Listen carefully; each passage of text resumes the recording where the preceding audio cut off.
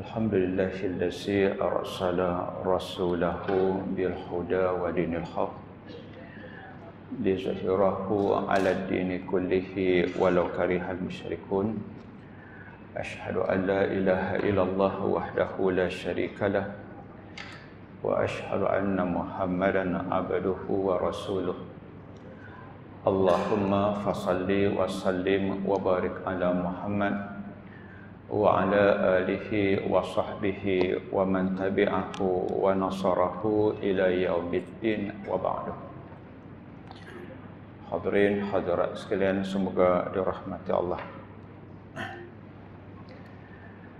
Kitab yang rasanya ada pada tuan-tuan asalnya adalah kitab dalam bahasa Arab.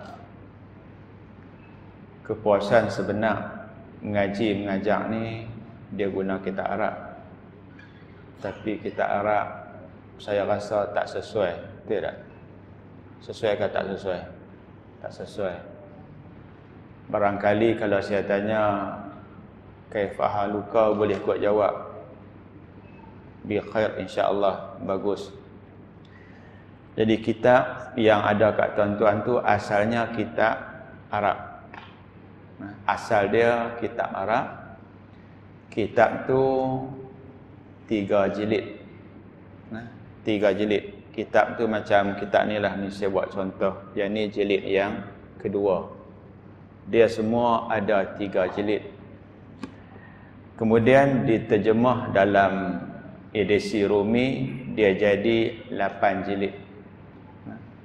Ikut asalnya kitab yang ada kat tuan-tuan tu, dia tak jual sejilid-sejilid sebab nanti ada jilid tak laku. Tapi susah nak jual. Tuan-tuan sanggup nak beli sampai 8 jilid? Kadang-kadang rasa berat lah. Okey, walaupun kitab itu dia terjemahan, kat saya 1, 2, 3, kat yang kat tuan-tuan tu jilid 5. Jilid 5 tu dia duduk dalam jilid 2 yang edisi Arab. Dalam yang edisi Rumi itu, tajuk yang ada ialah wasiat. Sebelum tu ada tajuk wakaf. Tajuk yang terbanyak ialah tajuk berkaitan pembahagian harta pusaka. Dan tuan-tuan rasa semua tahu kot, saya bermazhab Syafi'i. Tuan-tuan mazhab apa dah? Syafi'i jugalah. Maka bila sebut kata mazhab ni, asalkan kita ini satu mazhab daripada 4 mazhab, tak ada masalah. Tuan-tuan nak Hanafi tak apa, Maliki tak apa, Syafi'i tak apa, Hambali tak apa. Tapi nak jadi Hanafi, kena reti Hanafi. Nak jadi Maliki, kena reti Maliki. Maksud saya, mana senang? Elok terus Syafi'i ke kita tukar mazhab? Dalam keluarga kita pun akan jadi masalah kalau mazhab tak sama. Saya sebut sedikit, berbeza mazhab, sekiranya 4 mazhab, dia perlu kepada adab. Bukan kita boleh bertelingkah ikut suka kita, tak boleh. Dan saya sebut, kenapa timbul mazhab adalah disebabkan beberapa perkara. Antara contoh paling senang, ayat Quran baris tak sama bacaan, maka berubah tak makna. Quran tu juga, tapi bacaannya baris tak sama. Misal dia ayat 6 surah Al-Ma'idah. Tuan-tuan boleh tengok muka surat 108. Kalau muka surat yang genap itu kiri lah. Kalau yang ganjil itu kanan. Senang ingat tak? Kalau genap, apa dia? Kiri. Kalau ganjil, kanan. Senang lah. Ayat yang berbunyi, ya ayyuhallazina amanu, yang tu tak ada berubah baris. Tak ada. Kita semua sepakat. Dan situ tak ada lah. Kata Allah Ta'ala, iza qumtum ila salati, bila kamu nak solat, faghsilu wujuhakum, basuh muka. Basuh muka tu Allah Ta'ala tak beritahu nak sapu banyak mana. Maka jadi mazhab. Bawah dagu termasuk tak? Jadi mazhab. Lagi wa aydiyakum ilal marafiq, basuh tangan sampai siku. Siku kena basuh tak? Jadi mazhab. Wamsahu biruusikum, hendaklah kamu sapu kepala. Nak sapu banyak mana Allah Taala tak bagi tahu. Jadi mazhab. Lagi wa arjulakum, dan basuh kaki. Ada ulama baca wa arjulikum, kita wa arjulakum. Siapa yang baca wa arjulakum, kaki basuh. Siapa yang baca wa arjulikum, maka kaki sapu. Maka nampaknya Al-Quran tu sendiri menjadi sebab kita menjadi mazhab. Saya sebut tadi, mazhab sekiranya Ahlussunnah wal Jamaah tak ada masalah. Walaupun begitu, tidak sesuai tuan-tuan mengaji di sini mazhab Hanafi. Pening kepala dan jadi cacar merebah habis. Misal lagi senang, ayat Quran juga, orang perempuan yang dicerai suami, eddahnya berapa kali suci? 3 kali. Masalahnya, kalimat suci dalam Al-Quran ni Allah tersebut salah satu quru. Quru, maknanya apa quru? Quru ada 2 makna. Satu makna suci, satu makna haid. Quru tu sendiri ada 2 makna. Ada yang makna suci, ada makna haid.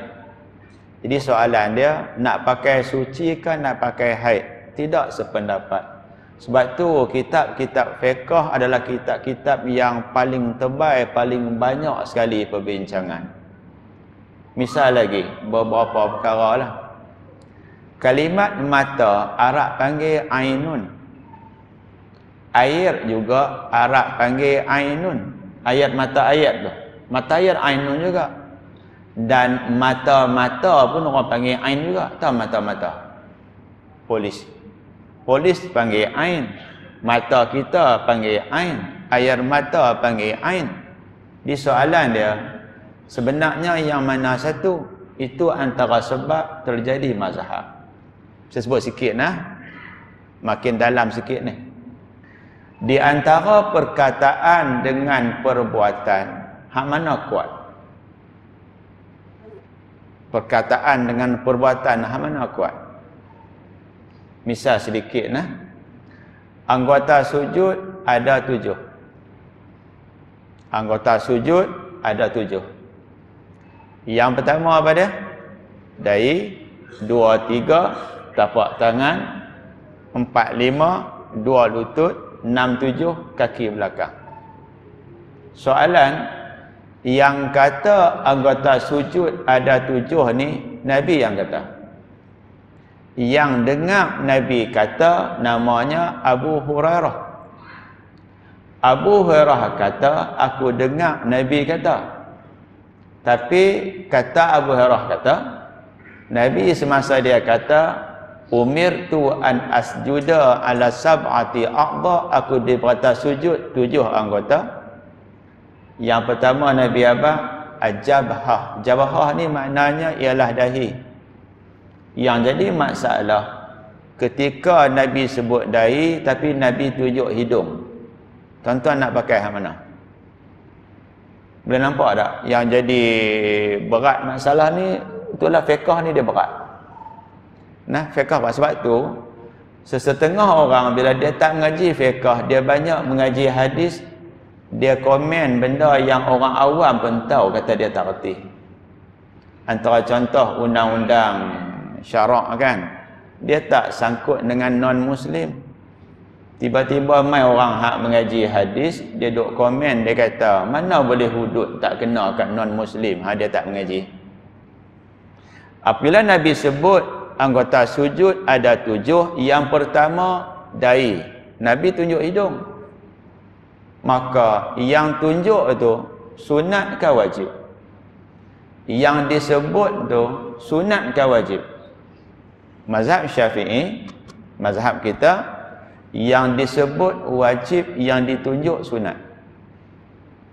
Mazhab Hanafi, yang disebut sunat yang ditunjuk wajib. Itu yang jadi kita selisih mazhab A, mazhab B itu punca dia dalil. Sikit lagi nak tanya.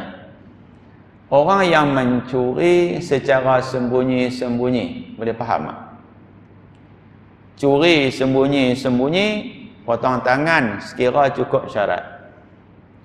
Seseorang yang mencuri, dituduh mencuri. Ni saya buat misal sikitlah. Kenapa kamu tuduh dia mencuri? Jawapan dia sebab saya nampak dia mencuri. Jawapan dia, pencuri itu tangan dia selamat. Boleh nampak tak? Boleh nampak tak ni? Katakanlah si A mencuri, B nampak, B tuduh di mahkamah. Maka lawyer tanya, kenapa kamu tuduh dia mencuri? Jawapannya sebab saya nampak. Saya nampak dia mencuri. Maknanya masa dia mencuri kamu tengok? Ya, saya tengok. Kamu boleh mencegah dia mencuri? Ya, boleh. Maka jawapan dia, tangan dia tak kena kerat. Sebab dia bukan curi sengap-sengap, dia curi depan mata kamu. Curi depan mata tak kena kerat tangan. Curi ni apa dia? Curi ialah ambil barang orang sengap-sengap, kita tak tahu. Boleh faham tak? Bila mencuri, kadang-kadang mencuri ni menggunakan kekerasan. Kalau menggunakan kekerasan, menggunakan senjata, dia tajuk lain pula. Bab fiqh ni dia bukan satu simpang, dia banyak simpang. Contoh lagi, bagi lagi sakit kepala. Tuan-tuan bila nak rokok, angkat tangan tak? Angkat tangan tak? Allahu Akbar, angkat tangan kan? Nak iktidak, angkat tangan tak? Angkat tangan kan? Sami Allah liman, angkat tangan kan? Okey. Kemudian sujud, duduk, sujud, duduk, bangkit, angkat tangan tak? Bila bangkit tak angkat tangan, dia kena rakaat yang kedua ada tasyahud baru angkat tangan. Soalan, siapa yang kata nak rokok kena angkat tangan? Nabi kata. Siapa yang kata dia tengok Nabi angkat tangan? Jawapannya Abdullah ibnu Umar. Abdullah ibnu Umar dia kata Nabi nak rokok angkat tangan, Nabi nak i'tidal angkat tangan, dia kata. Tetapi kata Imam Abu Hanifah, Ibnu Umar, anak Sayyidina Umar radhiyallahu anhuma, bila dia nak rokok dia tak angkat tangan. Bila dia nak i'tidal dia tak angkat tangan. Ni saya nak tanya soalan sikit. Perawi hadis kata nak rokok angkat tangan. Perawi hadis kata Nabi bila nak i'tidal Nabi angkat tangan. Tapi perawi hadis sendiri tak angkat tangan. Soalan dia, tuan-tuan nak pakai perawi hadis ke nak pakai hadis? Yang kata angkat tangan tu Abdullah ibnu Umar. Dia kata Nabi nak rokok angkat tangan, nak tidak angkat tangan. Dia kata dia tengok. Tapi masalahnya dia sendiri tak buat. Soalan dia, tuan-tuan nak ikut apa dia katakan, ikut apa dia buat? Sakit kepala no? Jawapan dia, mazhab Syafi'i ambil apa yang dia kata. Mazhab Hanafi ambil apa yang dia buat. Jadi itu yang menyebabkan akhirnya jadilah mazhab. Kenapa jadi mazhab? Dalil yang sama diterima oleh A tetapi ditolak oleh B.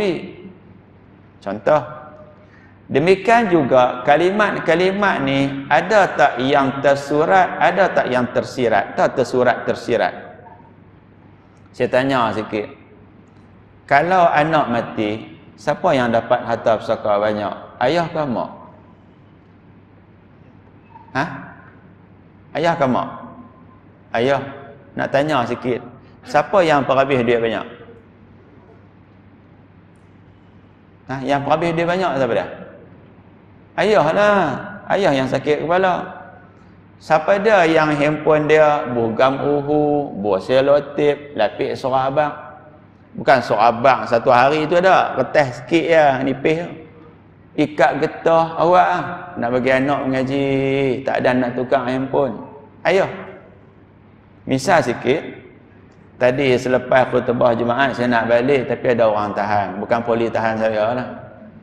Kata Ustaz, saya ada anak 5 orang Ustaz. Tapi Allah Ta'ala ambil anak saya seorang. Anak berapa orang? 5. Yang mati siapa dia?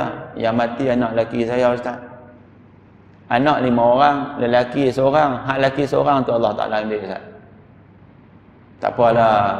Allah Ta'ala ambil nak buat macam mana. Dia kata ada hikmah. Boleh terima kot lama-lama boleh terima lah kan. Tak apalah. Dia kata Ustaz, saya rujuk dengan pejabat agama. Pasal pusaka anak saya adalah antaranya handphone murah. Dia abang habis semua lah. Lagi duit pampasan, lagi duit wang simpanan. Pejabat agama kata apa? Pejabat agama kata isteri saya dapat 1/3. Saya dapat baki harta 2/3. Saya kata kamu silap, pejabat agama silap. Silap pejabat agama, mereka tak tanya habis. Silap kamu, kamu tak cerita habis. Faham tak ni? Cerita tak habis ni jadi masalah. Memanglah kalau siapa-siapa mati, anak tak ada, mak dapat 1/3. Ayah dapat baki. Baki berapa? 2/3 lah. Tapi masalahnya, kenapa kamu tak beritahu habis-habis? Kamu tanya pejabat agama, anak saya mati, tinggal saya dengan isteri. Isteri ni mak dia lah. Pejabat agama jawablah. Isteri kamu, mak budak tadi 1/3. Lebih kat kamu 2/3. Saya kata kamu ni tanya soalan tak habis. Kamu kena abang lah. Anak kamu hak mati tu berapa beradik kamu abang? Kamu kena abang. Sekiranya anak kamu 2 orang, mati seorang, tinggal berapa orang? Tinggal seorang. Siapa-siapa yang mati, tinggal abang atau adik atau kakak seorang, mak dapat 1/3, pak dapat 2/3, itu baki. Tapi siapa-siapa yang 3 beradik, yang 4 beradik, yang 5 beradik, bila mati 5, mati 1 orang pada 5 beradik, tinggal berapa? Tinggal 4. Siapa yang mati tinggal abang, adik, kakak 2 orang atau lebih, maka abang, adik, kakak tadi tak dapat. Tak dapat, tapi mereka kacau mak. Maka mak dapat 1/8. Bukan sebab mak dapat, sebab isteri, mak dapat 1/6, pak dapat 5/6. Banyak tak? Kalau kata wang ada 60,000, isteri dapat 10,000, pak ambil pula. Isteri tu, isteri dia, mak budak tadi dapat 50,000. Banyak tak? Jadi yang mana betul? Pejabat agama jawab betul. Kalau ikut soalan kamu yang tak betul. Jadi kamu telah tanya soalan yang cerita dia tak habis. Faham tak ni? Jadi sikit masalah. Saya buat misal lah, bukan boleh jawab. Kalau anak mengaji luar negara, dia hantar surat seronok. Saya ingat anak saya ada mengaji di Thailand. Tadi bapa dia hantar WhatsApp kat saya lah. Kalau nak kirim apa-apa, mai ke SIK, saya ada di SIK, saya pergi hantar lah. Dia seronok lah, kirim barang bagai-bagai. Soalan ni, kalau anak duduk luar negara, dia hantar surat dekat kita, lah WhatsApp lah, hantar surat. Tanya kita apa abang, ayah mak sihat ke? Khabarnya tahun ni padi agak menjadi. Syukurlah kepada Allah Ta'ala. Untuk pengetahuan mak ayah, sekarang ada pameran kitab di Mesir. Kitab banyaklah ayah. Sekianlah dahulu, sampaikan salam saya kepada ibu dan adik-adik semua. Nak tanya, anak minta duit tak? Dia minta duit. Dia kata apa dia? Yang ayah dia fikir, dia tahu mana kata padi jadi ya. Dia abang pula, ayah, lah ni pameran kitab sedunia. Kitab banyak lah ayah, oi.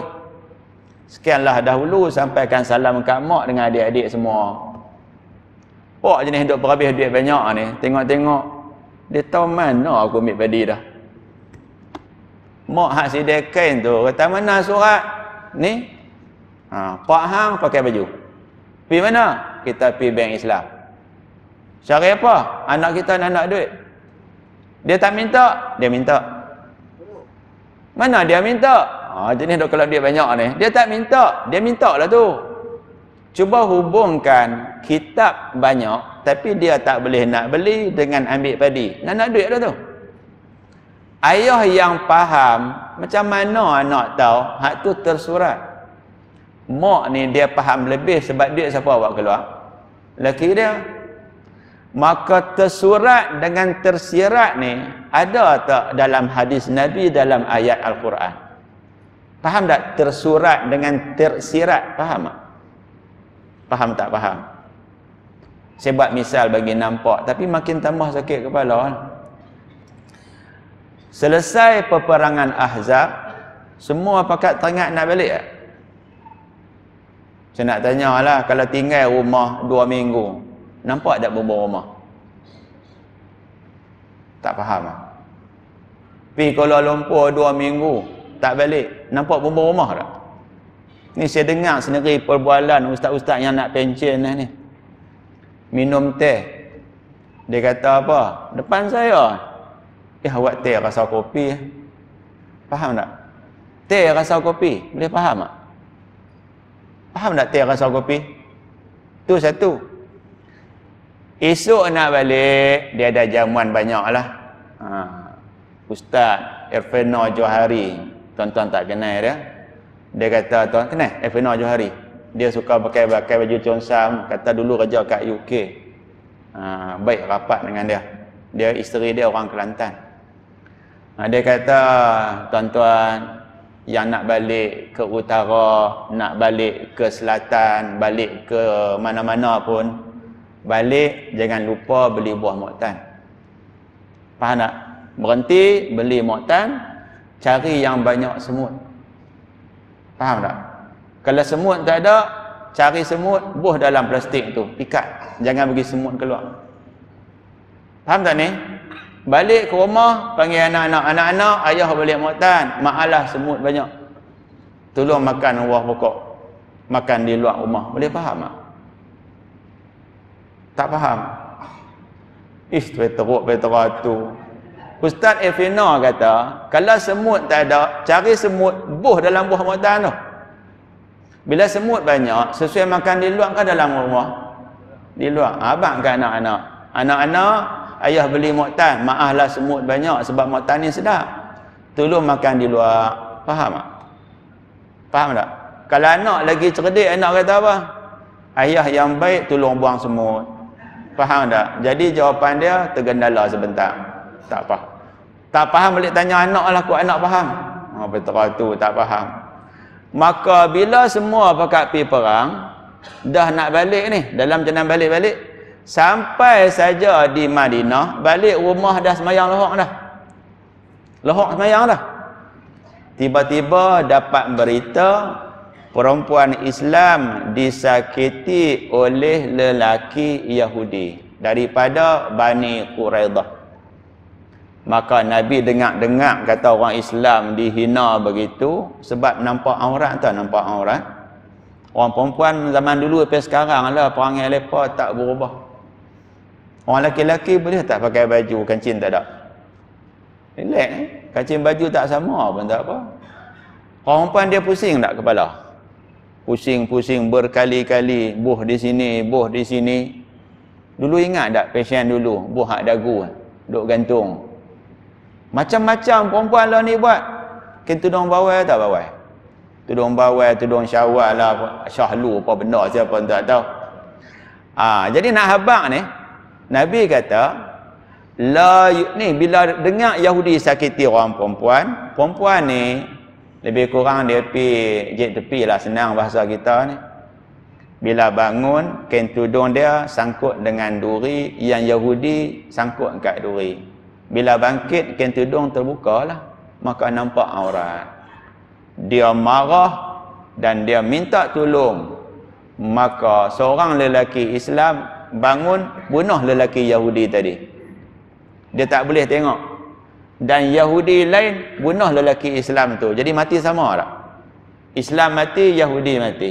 Maka Nabi abad kat para sahabat, la yusalliyanna ahadukum al-asra illa fi Bani Quraidah. Jangan solat asar kecuali di Bani Quraidah. Jauh tu. Perjalanan tidak akan sempat sampai di sana melainkan dah masuk maghrib. Saya nak tanya sikit, pernah pakai Waze tak? Waze tu tepat ke tak tepat? Ha? Kita sampai tepat ke tak tepat? Biasanya tepat lah. Contoh pagi tadi kan, baba tanya nak kerempa kat anak, saya dah kuliah pukul 9. Pukul 7. Saya tekan Waze saya, dia abang sampai 7.57. Allah lewat Saya pecut sampai 8.45. Kira laju tak? Kira saya lawan dia. Tu maknanya kalau saya naik ikut hadiah tahu saya duk naik selalu, maka sampai 8.57 lah. Jawapan dari sini masalah sekarang, Nabi kata kena solat asar di sana. Tuan-tuan boleh faham sikit ni. Jangan solat asar kecuali di sana. Jarak dia jauh. Tak sempat sampai asar masuk. Ni contoh nak abang jadi mazhab ni. Asar masuk. Bila asar masuk, nak semayang asar di mana? Cuba jawab Ustaz. Kalau ikut suami yang buat tak faham tadi, semayang asar di mana? Di Bani Quraidah lah. Sebab Nabi kata jangan solat asar kecuali di Bani Quraidah. Lagi tak sampai, jalan lagi sampai sana. Okey. Maka yang berlaku satu kumpulan depa tak solat asar di situ. Dalam jangan tak solat asar di Bani Quraidah. Sampai mayang asar jadi qada. Kenapa qada? Nabi suruh solat asar di sana, kami mayang asar di mana? Di sana. Nampak lurus tak? Lurus kan? Kumpulan yang satu lagi, solat asar dalam waktu asar tunai. Dua-dua kumpulan tadi cerita kat Nabi, Nabi tak komen mana-mana pihak. Yang solat asar di sana, yang tu tersurat. Yang solat asar di tempat mereka masuk waktu asar, yang tu tersirat. Tersurat dengan tersirat ni memang ada dalam kitab hadis, memang ada dalam Al-Quran. Maka pendapat ulama sama ke tak sama? Bila tak sama, jadilah mazhab. Faham tak ni? Sekarang misal sikit lagi. Nabi SAW pernah buat sajdah pagi Jumaat. Buat tapi tinggal-tinggal, buat tinggal-tinggal, buat tinggal-tinggal. Faham tak? Buat tinggal-tinggal, buat tinggal-tinggal. Kira buat dengan tinggal mana banyak? Tinggal banyak, buat tu tak banyak. Maka mazhab selain kita, mazhab Hambali dengan mazhab Hanafi, dikerana Nabi buat dan tinggal, kita ambil yang Nabi tinggal. Tu yang kunut depa tak ada. Sebab apa tak baca kunut? Sebab Nabi tinggal. Kita pula dengan mazhab Maliki, kita buat sebab apa? Nabi buat dan Nabi tinggal. Nabi nahabak kata benda tu sunat. Jadi dah tahu benda tu sunat, elok buat ke elok tinggal? Jawapannya elok buat ke elok tinggal? Elok buat. Maka selisih. Bila selisih, jadilah mazhab A, mazhab B, mazhab C, mazhab D. Mazhab apapun yang 4 mazhab ini, tuan-tuan tak ada masalah untuk mengaji. Misalnya, ada satu subjek tu di tempat saya kerja, nama doktor ni Dr. Muhammad Syafi'i. Tapi dia bermazhab Maliki. Pak dia nama Syafi'i. Mazhab dia Maliki. Dan dia mengajak fiqh perbandingan mazhab Saya mengajak kitab tu juga. Cuba tuan-tuan fikir Ustaz, mazhab Maliki boleh mengajak orang mazhab Syafi'i, tak ada masalah apa pun. Sebab beliau reti nak meraihkan perselisihan pendapat para ulama. Misal lagi, kalau tuan-tuan pernah solat di Masjid Taman Raya Jaya, tahu tak? Ada seorang doktor Arab namanya Muhammad Fathi Itribi. Dia bermazhab Hanafi. Anak-anak dia bermazhab Syafi'i. Pelik tak? Dan saya tanya dia sendiri, siapa mengajak anak mazhab Syafi'i? Dia kata, saya mengajak mereka. Awak jadi macam tu. Mereka duduk kat Malaysia kena mengaji fiqh Syafi'i sebab mereka nak sembahyang cara Syafi'i. Saya kata di Mesir macam mana? Di Mesir pun masalah juga. Saya duduk dalam satu kampung, keluarga saya saja Hanafi, hak lain semua Syafi'i. Jadi menyebabkan dalam rumah saya Hanafi. Saya keluar pada rumah, kami jadi Syafi'i. Benda ni kalau kita boleh raih, tak sakit kepala siapa-siapa. Anak mengaji jauh mana pun luar negara, bila main semayang di sini, dia macam kita. Di rumah dia nak buat macam lain, tu cerita dia. Jadi kitab yang ada kat tuan-tuan ni, cuba tengok daripada awal sikit. Nama dia apa dia? Fiqh Manhaji mengikut mazhab Syafi'i. Nak abang sikit hak yang saya dengar lah. Dr. Mustafa Bora ni anaknya ada 7 orang, semua anak dia ada PhD. Cara bagus tak? Termasuk anak perempuan pun macam tu. Allah. Saya tak suruh, tapi mereka semua mengaji bidang fiqh. Saya tak ada paksa apa-apa. Dan beliau ada maktabah, maksudnya kedai yang cetak buku, yang dia namakan, cuba tengok dalam tu. Tengok bawah tu, muka surat yang 5 Roman tu, nampak ada cop Darul Mustafa. Itu nama syarikat yang keluar buku Syekh Mustafa Bora ni. Pernah main Malaysia, pernah main ke Insaniah Syekh Mustafa Bora ni. Tuan-tuan tengok mula-mula yang tolong terjemah ramai, yang tolong semak lagi-lagi ramai. Tapi panduan sikitlah. Kitab yang ada kat tuan-tuan ni dengan kitab yang asal, dia tak sama 100%. Faham tak? Tak sama 100%. Apa maksud? Ada beberapa perkara dalam kitab yang asal, tak ada dalam kitab yang terjemah. Kenapa tak sama? Sebab uraian tidak perlu detail, sebab kitab ni untuk orang awam. Kitab ni untuk siapa dia? Untuk orang awam. Maka terpaksa dibuang beberapa perkara yang tak perlu, untuk dia jadi ringkas dan tidak terlalu besar. Tengok muka surat 7, itu sepucuk surat, nampak tak? Hak Arab. Itu surat daripada anak Dr. Mustafa Bora, nama dia Anas. Dan anak ni pernah mai ke Malaysia, bawa ayah dia, kira bila berjalan ni tolong bawa biar ayah lah. Jadi surat daripada Dr. Anas, orang Arab ni nama dia pendek-pendek nah. Anas tu nama anak, Mustafa tu adalah nama ayah, Bora tu nama keluarga depa, keluarga besar depa. Faham tak keluarga besar? Macam kita lah, kalau Bugis tu Nasution lah apa semua tu kan. Jenis itulah, Lubis ke apa bagai-bagai tu. Itu adalah surat yang dihantar kepada syarikat percetakan. Maknanya kamu boleh terjemah, kamu boleh cetak. Itu izin. Tengok muka surat 6 dari Dr. Anas tu, yang tu orang panggil terjemahan balik. Faham kot no? Muka surat 5 Roman tu, hak tu bahasa Arab. Hak belah tu hak tulisan Rumi. Kemudian berikutnya kandungan jilid 1, jilid 8, nampak tak? Kitab ni jilid berapa? Jilid 5. Nak abang kitab ni sampai jilid 8, itulah isi kandungan dia. Tetapi kita hanya mengaji jilid ke-5. Tengok lagi muka surat 13, nampak tak? 13. Yang X, yang I tu 13. Itulah kandungan yang kita akan cuba mengaji perlahan-perlahan lah. Mula-mula bab apa dia? Wakaf, kemudian bab wasiat, kemudian bab faraid. Itu yang terpanjang. Okey, lah ni kita lompat jauh. Tengok muka surat 20, itu sedikit kata-kata daripada penerbit.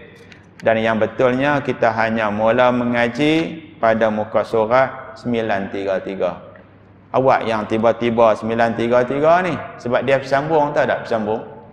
Daripada 1, 2, 3, 4, 5. Muka surat dia bersambung. Jadi janganlah abang malam ni dah muka surat 933 dah ada. Dia bersambung daripada jilid 1, 4 sampai jilid yang ke-8.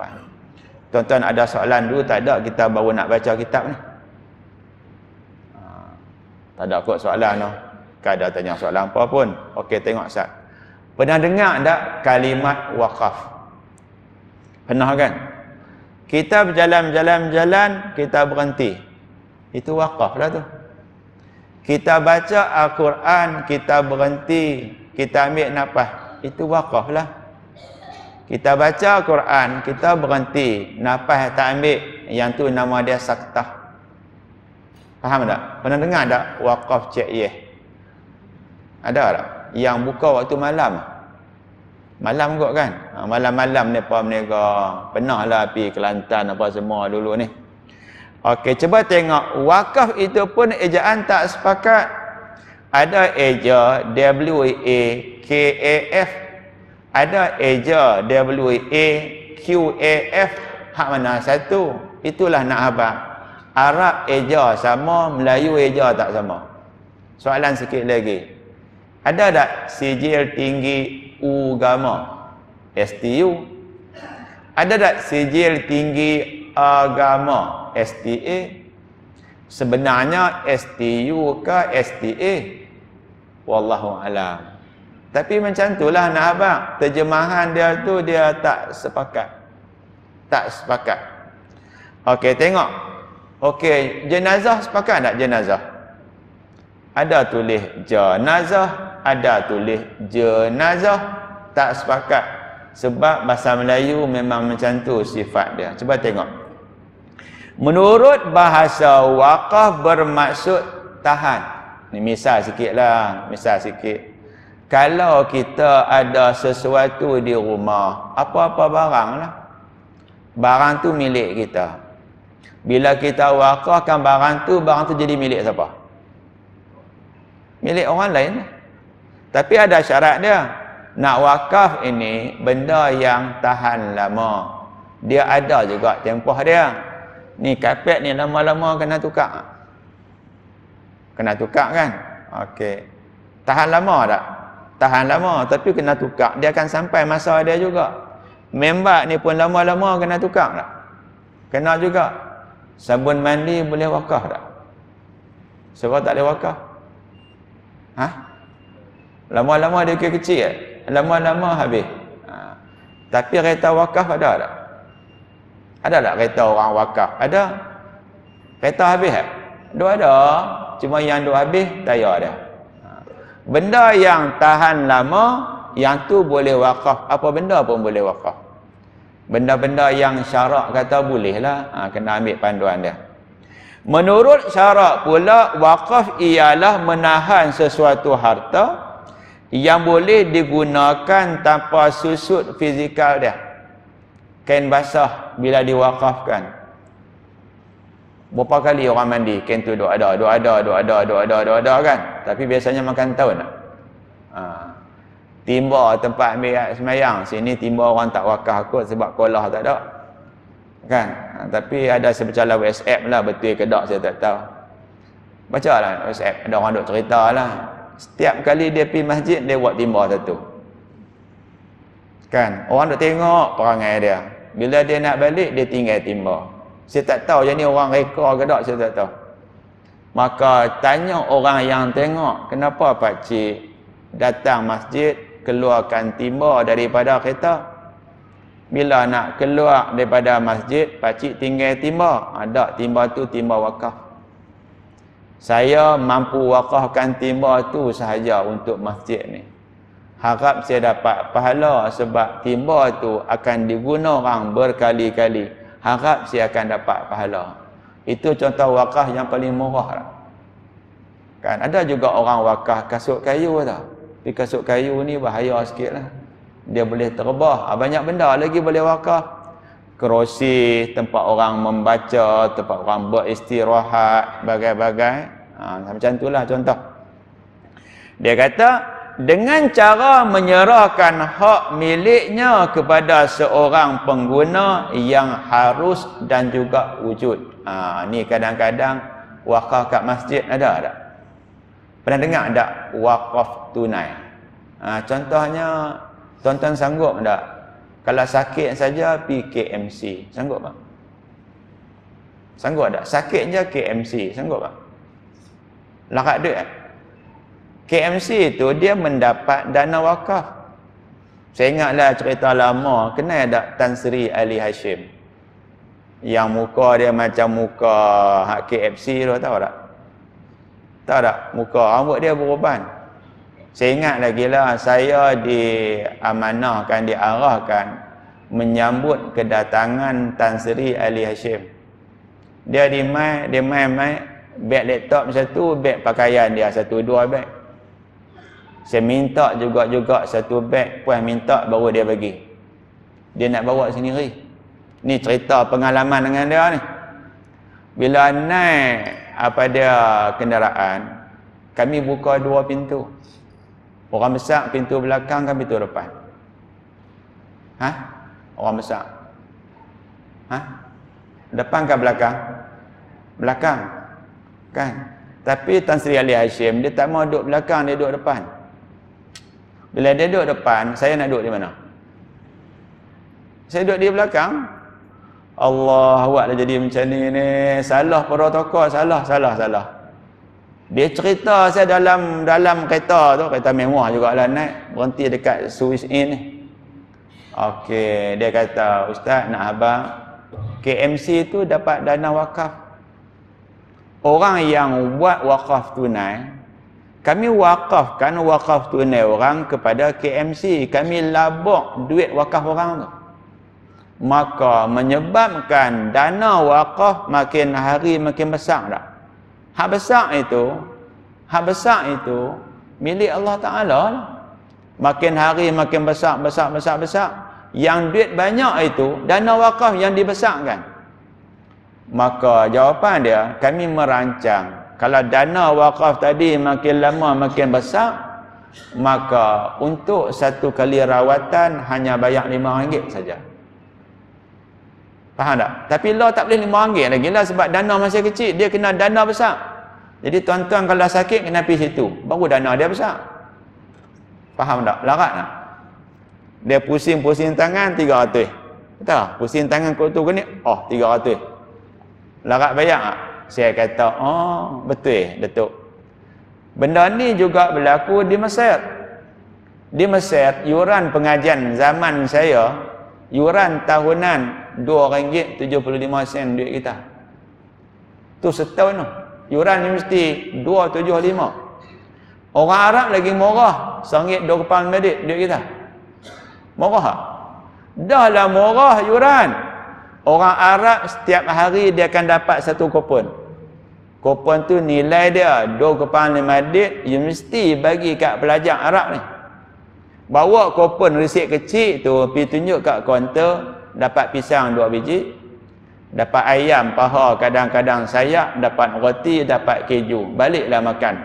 Esok mai sekolah, mai mengaji pula, nak balik tunjuk lagi resit. Depa belah, dan saya pernah 2 kali dapat duit daripada mesti bagi.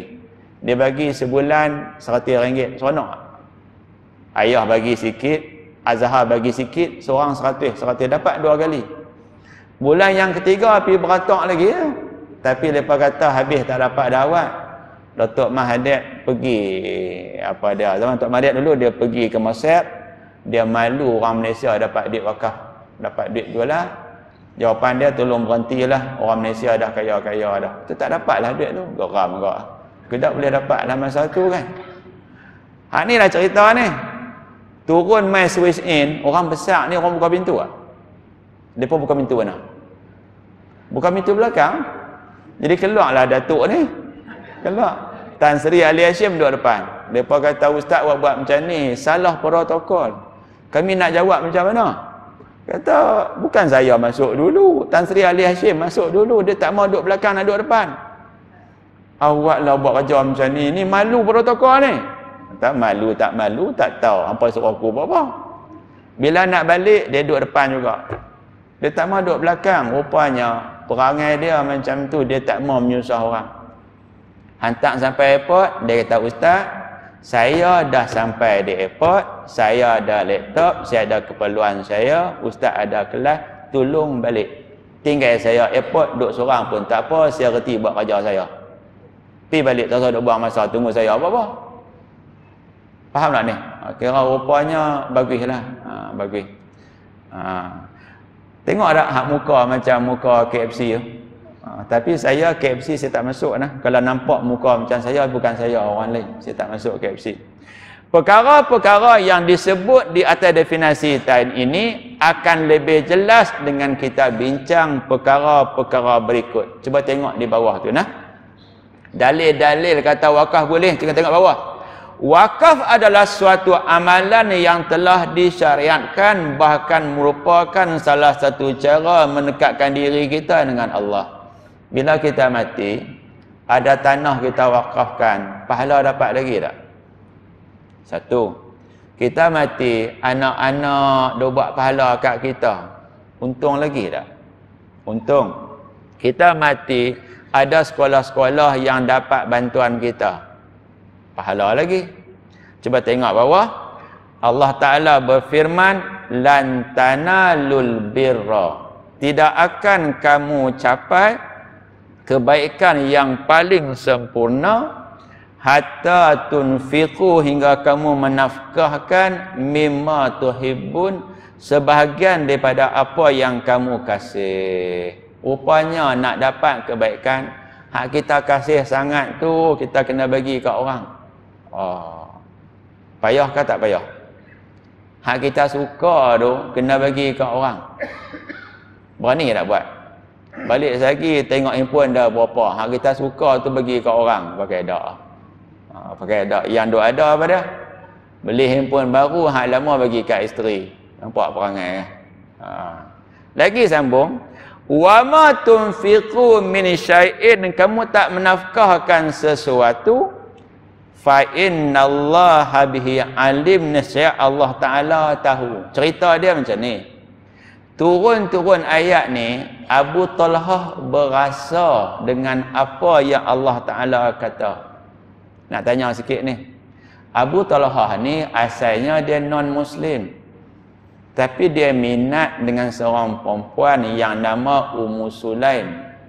Ummu Sulaim ni mak kepada Anas. Ummu Sulaim ni nama asalnya Rumaisah. Lebih kurang cerita macam ni lah.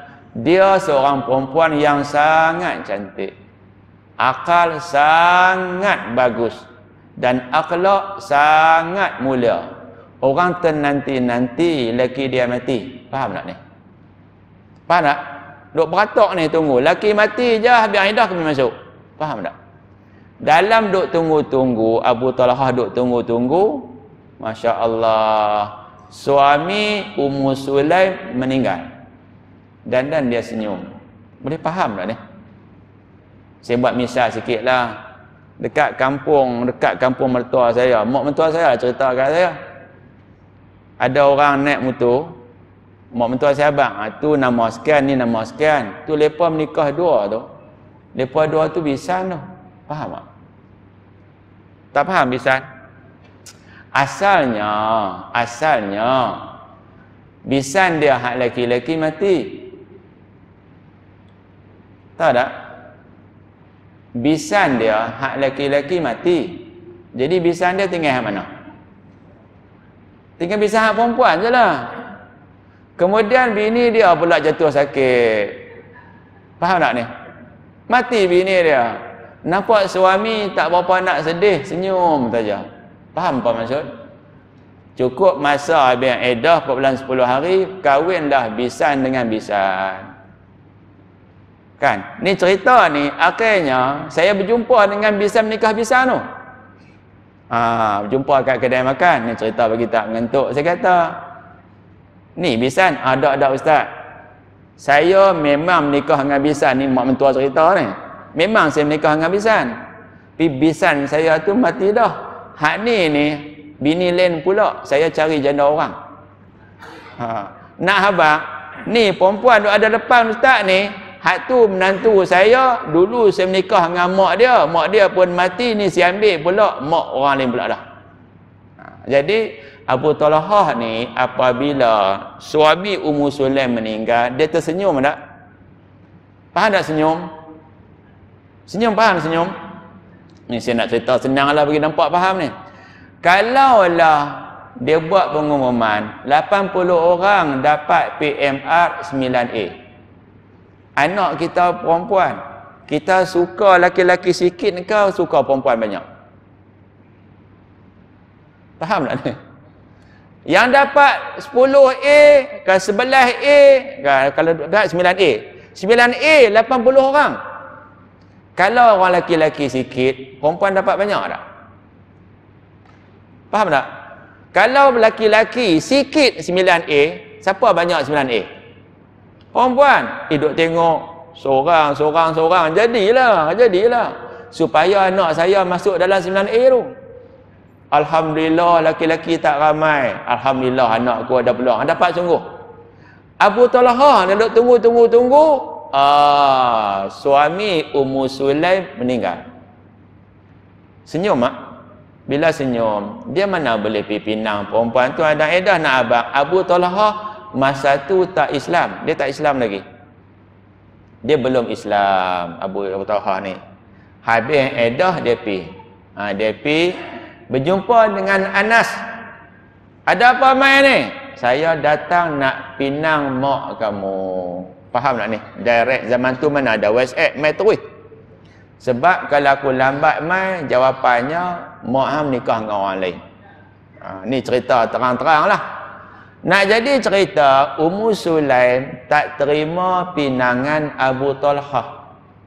Sebab kamu lelaki yang kafir, aku tak boleh terima.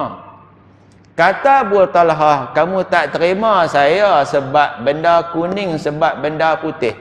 Kuning itu emas, putih itu perak. Ummu Sulaim kata, tidak. Orang macam kamu kalau pinang perempuan, tak ada manusia akan tolak sebab kamu kaya. Kamu mahir memanah. Kamu pandai berperang. Kamu mahir dalam medan perang. Orang mesti terima punya kamu. Faham tak? Akhirnya pintu bila diketuk, ni kira filem cinta lah. Abu Talhah, ya, kamu tak malu ke? Pokok yang sepokok dia tebang, orang buat kayu api, kamu buat patung berhala. Kamu tak boleh fikir ke kamu sembah patung daripada kayu? Kamu tak boleh fikir ke? Kamu tak boleh fikir? Dia tanya berkali-kali ni kira cinta lah. Yalah, kalau aku Islam, aku dapat apa? Kamu Islam, kamu dapat aku. Mas kahwin aku ialah Islam kamu. Jadi Abu Talhah ni, dia kahwin dengan Ummu Sulaim, mak kepada Anas, dan dia lelaki yang kaya. Dan lelaki yang kaya ni, dia ada kebun kurma yang sangat subur, dan Nabi suka pergi kebun kurma tersebut. Kiralah kita ni apa dia? Pokok durian, duri hitam lah. Tak, pokok durian, duri hitam. Tak ada 100, jangan beli sebiji, mahal. Dah makan nak buang kulit segan tak? Sayang nak buang kulit. Sebab durian tu timbang dengan kulit. Kulit nak buang ke tak pun tak tahu. Ni contoh lah. Maka Abu Talhah, dia ada kebun kurma yang sangat subur, buah yang sangat sedap. Nabi baca ayat 92 ni dalam surah Ali Imran ni. Nabi kata apa? Tak boleh capai kebaikan hingga nafkah benda yang baik-baik yang kamu suka. Jadi Abu Talhah ni, dia ada kebun kurma yang sangat baik. Dia rasa bahawa kebun kurma ni yang aku paling sayang, aku kena bagi kat Nabi. Faham tak? Kebun kurma ni yang aku paling sayang, aku kena bagi kat Nabi. Tak boleh jadi ni. Sebab aku nak, aku dapat kebaikan. Kita tengok cerita lagi. Ketika turun ayat yang bermaksud, saya baca dah tadi, ayat tadilah. Abu Talhah pun datang berjumpa dengan Nabi. Dia berkata, wahai Rasulullah, Dia kata, Allah Ta'ala bukankah berfirman, ayat tadi, kamu takkan capai kebaikan hingga kamu nafkahkan benda yang kamu suka. Bukankah begitu ya Rasulullah? Nabi kata, ya. Okey, cuba tengok lagi bawah, lompat sikit. Bagiku hartaku yang paling aku kasihi adalah di Bayrahaq. Bayrahaq ni kebun kurma milik Abu Talhah yang paling dia sayang sekali. Nabi sering berteduh dan minum airnya. Saya nak tanyalah, tuan-tuan suka tak orang bagi-bagi naik kereta tuan-tuan? Saya ingat lagi kereta Toyota Wish saya, Datuk Arundin pernah naik. Oh, berebut saya dengan Ustaz Azli. Ustaz Azli, kamu ambil, saya ambil daripada airport, hantar ke hotel. Saya ambil pada hotel main tempat ceramah. Kita pakat-pakat berebut. Nak abang, Nabi ni pernah berteduh di situ. Okey. Maka kata apa? Maka ia kini adalah hak Allah dan Rasulnya. Dia bagi kebun kurma hak comel tadi kat Nabi. Saya nak tanya Ustaz, kalaulah kita ni duit banyak, kita duk pergi sedekah kat orang, abang kita berasa apa-apa tak? Faham tak ni? Kita ada kereta 2-3 biji, tak larat nak jaga. Kita bagi kereta kita dekat masjid. Abang kita kereta sebiji pun tak ada. Dia berasa tak? Amboi, bagi kat masjid. Abang sendiri, anak menakan juga nak naik. Dia tak nampak muka kita ni. Tanya sikit. Masuklah surat abang. Okey. Si abang ni bagi zakat. Tu dia sampai 200,000. Tapi abang dia, adik dia, anak menakan dia masuk surah abang juga menerima harta zakat. Saya nak tanya, rasa patut ke rasa tak patut? Ada juga orang tanya, boleh tak bagi zakat kat mak sendiri? Saya kata, kamu orang tak baik. Kamu ada harta banyak, kamu biar sampai mak kamu miskin, sampai layak terima zakat, sedangkan kamu boleh bagi duit kat dia bukan wang zakat. Kamu tak patut tanya macam tu. Aku mohon semoga boleh kebaikan dan ganjaran. Dia bagi kebun kurma hak baik sekali kat Nabi. Nabi terima tapi Nabi bagi balik. Faham tak ni? Nabi kata, yalah aku terima, tapi aku nak bagi balik kebun kurma tadi. Ambil baliklah. Bagi kat Nabi milik siapa? Milik Nabi. Nabi kata, ambil balik dan kamu bagi kepada keluarga kamu. Maknanya hubungan rahim jagus tak? Bagus tak? Bagi kat Nabi bagi balik, jawapannya buat balik bagi kat keluarga kamu. Ni benda yang berlaku dekat kawan-kawan saya lah. Saya bila Profesor Dr. Babu Said nak balik ke Mesir, habis dah khidmat, masing-masing fikir nak bagi apa lah kat doktor mengajar aku ni. Kena bijak lah. Tentunya orang nak balik ke negara dia, tentunya dia nak buat barang banyak ke sikit? Barang hak bungkui banyak dah, sikit saja boleh bawa. Saya beli minyak wangi. Minyak wangi boleh buat dalam poket tak? Ada kawan-kawan nak murid juga beli tempeyek, meruku, kacang bagi kat Profesor ni. Dia nak buat tang mana? Faham tak? Saya nak tanya sikit. Kalau bagi kacang goreng kat kita lah, nak buat tang mana? Meruku nak buat tang mana? Jadi Profesor ni kata, ya sekarang saya dah terima dah hang bagi. Ni saya ambil dah ni. Sekarang meruku ni siapa punya? Tempeyek siapa punya? Saya. Saya sedekah kepada anak-anak kamu. Jadi tempeyek siapa punya? Hak Profesor tadi bagi. Ya Allah, sedih tak?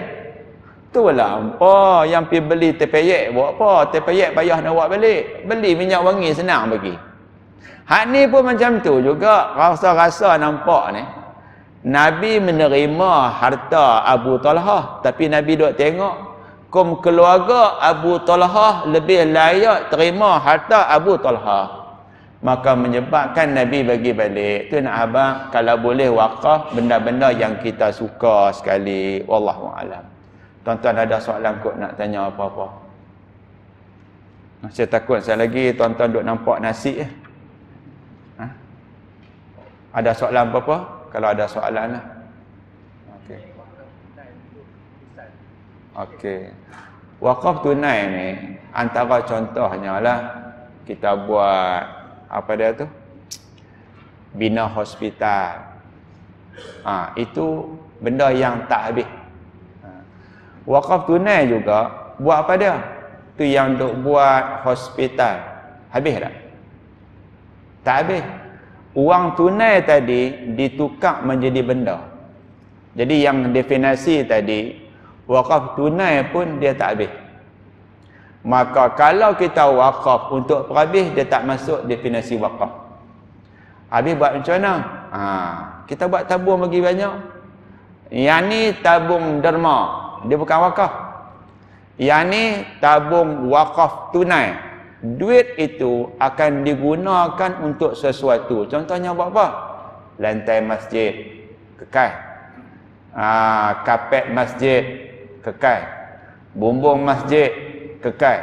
Member masjid, kekal. Kalau pengurusan dia tak kekal, dia habis.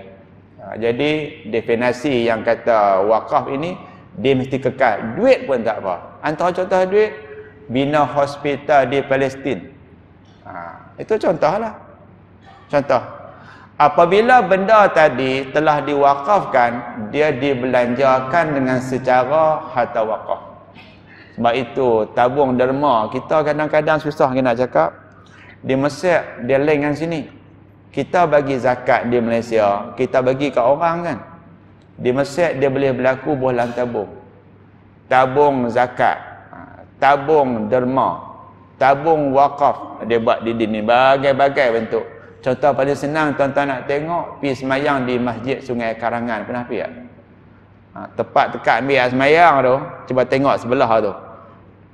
Pintu kat belakang, pintu tabung derma ni nak buka medik kat belakang, derma kat depan. Ada nama-nama sekian. Cumanya kalau bagi zakat di situ tak ada orang tolong baca doa sebab dia peti. Tapi yang paling kurang kita letak, dan boleh tambah lagi tabung tabung harta tidak patuh syarak. Boleh juga. Tabung derma tak patuh syarak tadi dah jadi ada milik oleh masjid tolong jaga, akan disampaikan kepada fakir miskin, tak ada masalah. Contohnya orang yang terlantar, tak boleh kerja apa-apa, tak jadi kesalahan kita ada wang riba, kemudian kita salurkan kepada pihak-pihak yang boleh guna tersebut. Bahkan ni contoh kita lah, katalah dapat wang riba, tiba-tiba kita jatuh sakit, yang duit yang ada tak mampu nak berubat, maka wang riba itu kita guna untuk kita sebab kita dah jatuh miskin. Maksudnya kita menjadi miskin sampai kita boleh menerima wang riba hak kita punya untuk berubat kita. Tapi biasanya wang riba ni kita bagi kat orang lain. Wallahu a'lam. Ada lagi ke? Saya berhenti awal sebab maghrib awal. Yang kedua esok awal pagi kena mengajak dia ustaz. Jadi kita berhenti awal. Tuan-tuan pun mesti seronok kan, sebab boleh makan nasi awal. Lagi pula kita berjumpa dengan stesen, nanti kita sambung pula nombor 2. Wallahu a'lam takatulah. Bismillahirrahmanirrahim. Allahumma hdina wahdi bina waj'alna sabila liman ihtada. Allahumma ja'al jam'ana haza jam'an marhuma wa tafarruqana mi ba'di tafarruqan maksuma. Wassalamualaikum warahmatullahi taala wabarakatuh.